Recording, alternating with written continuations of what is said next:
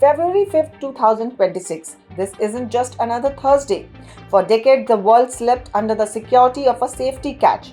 Today, that catch was officially removed. The New START Treaty, the final thread holding the nuclear superpowers in check, has just snapped.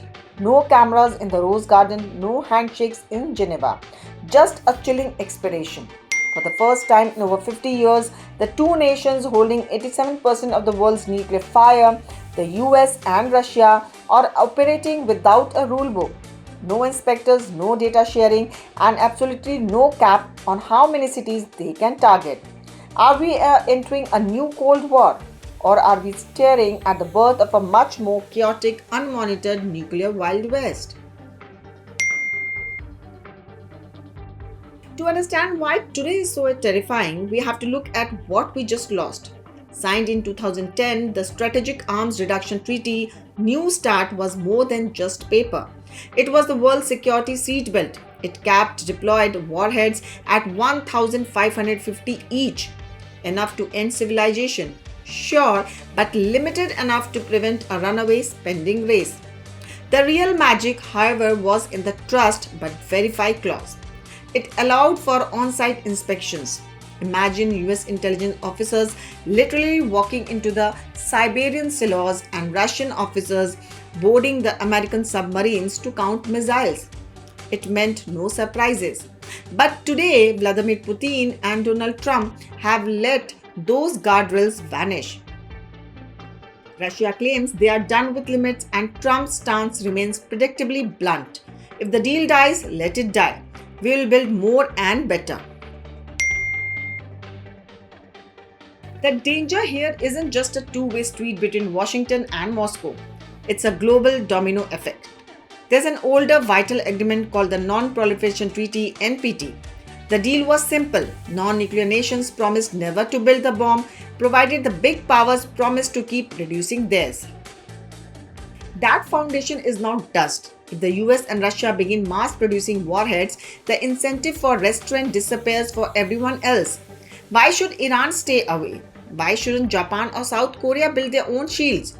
UN Secretary General Antonio Guterres has sounded the alarm, and even the Pope has interjected, warning that the risk of nuclear miscalculation is now higher than it was during the 1962 Cuban Missile Crisis.